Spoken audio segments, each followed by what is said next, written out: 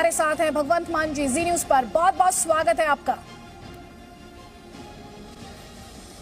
बहुत बहुत धन्यवाद अतिथि जी, बहुत बहुत मेहरबानी। सभी दर्शकों को मेरी तरफ से प्यार भरी सत श्री अकाल। सत श्री अकाल। सर, सबसे पहला सवाल तो यही है, अब कहा जा रहा है आम आदमी पार्टी को दूल्हा मिल गया है। ये मैं नहीं कह रही हूँ, नवजोत सिंह सिद्धू ही पूछ रहे थे। पंजाब में पूरी बारात घूम रही है, दूल्हा कौन है कोई नहीं जानता। अब ये पता चल गया कि दूल्हा भगवंत मान है। देखिए जी, हम दूल्हे की राजनीति नहीं करते। मैं तो पंजाबियों का भाई हूँ, मैं उनका किसी का चाचा हूँ, किसी का भतीजा हूँ, किसी का बेटा हूँ।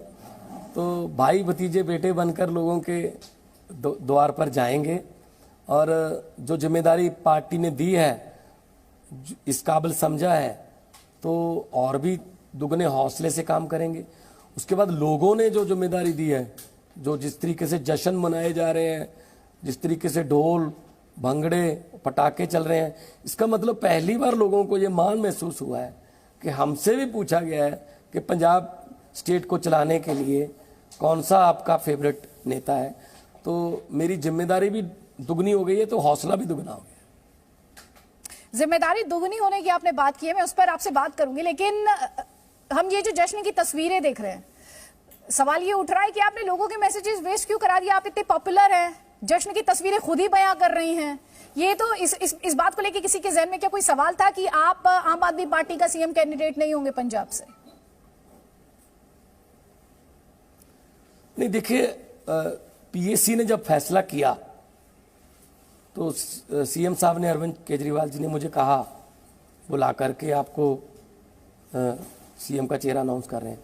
मैंने कहा सर, एक थोड़ा अलग से एक नई बात कर दें। आम आदमी पार्टी नए तजर्बे करने में मानी जाती है, हम क्यों ना इसमें लोगों को इन्वॉल्व कर लें, क्योंकि पब्लिक से पूछा नहीं जाता। ड्राइंग रूम से सीएम निकलते हैं, किसी कोटे से सीएम निकलते हैं, ये इस कोटे का है, इस कोटे का, इस कोटे का।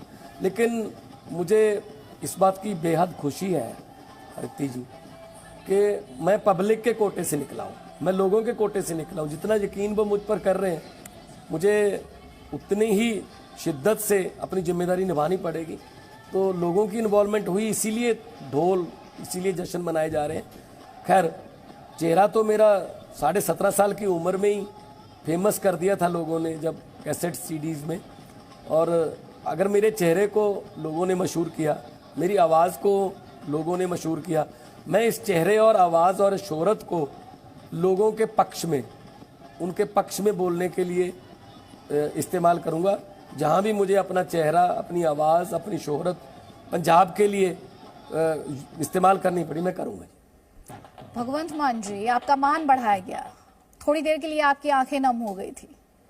बताना चाहेंगे किस तरह के इमोशंस थे, क्या महसूस कर रहे? छोटे से गांव से निकले और इतनी बड़ी पदवी, इतना बड़ा दायित्व पार्टी ने दिया, लोगों ने दिया, सोचा नहीं था कभी। तो पर यह आम आदमी पार्टी कर सकती है। बाकियों में तो बड़े बड़े, उनका तो परिवारवाद ही नहीं खत्म होता। अब उसका बेटा बनेगा, अब उसकी भाभी, अब उसकी वाइफ, अब उसकी रिश्तेदारी ही नहीं खत्म होती। तो मेरे जैसे आम घर से निकले हुए एक लड़के को अगर ऐसी जिम्मेदारी इतनी छोटी उम्र में मिलती है, तो थोड़ा इमोशनल था वो, मेरे लिए भावुक था। और मेरी माँ ने भी वहाँ बोला कि बेटा, मैं तो जन्म देने वाली हूँ। बहुत लाखों की गिनती में माएँ ऐसी हैं जिनकी आंखों में आंसू हैं। सभी माँओं के आंसू पहुँचना, उनके पास जाना, उनके चूल्हों की आग जो बंद होती जा रही है उसको बचाना। आप भले ही आम आदमी पार्टी से ताल्लुक रखते हो, लेकिन आम आदमी तो आप कभी रहे नहीं। आपने तो बहुत स्टारडम देखी है, आपने तो शोहरत की बुलंदियां देखी हैं। तो ये जो शोहरत की बुलंदियां आपने देखी है, अब आप पॉलिटिकल स्टारडम के लिए भी तैयार हैं? देखिए, शोहरत की बुलंदियां देखी हैं, अपने 10-9 की कमाई की, टैक्स दिया, कभी किसी का हक नहीं खाया, कभी कोई घोटाला नहीं किया। 7 साल से एमपी हूँ, 1 रुपए का भी मेरे पे कोई करप्शन का या ऐसा आरोप नहीं है। किराए के घर पे रहता हूँ, लेकिन मलाल नहीं है, क्योंकि मैंने खुद चुना है ये रास्ता लोगों की सेवा का। और सेवा करने में जब मज़ा आने लगे तो ये चीज़ें छोटी रह जाती हैं।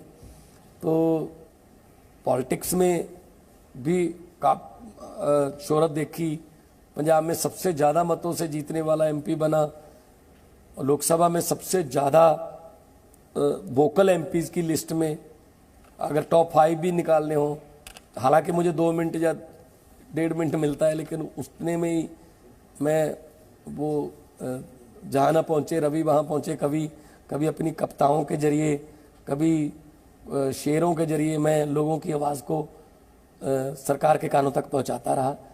तो अब जो भी जिम्मेदारी नहीं मिलेगी वो भी निभाऊंगा।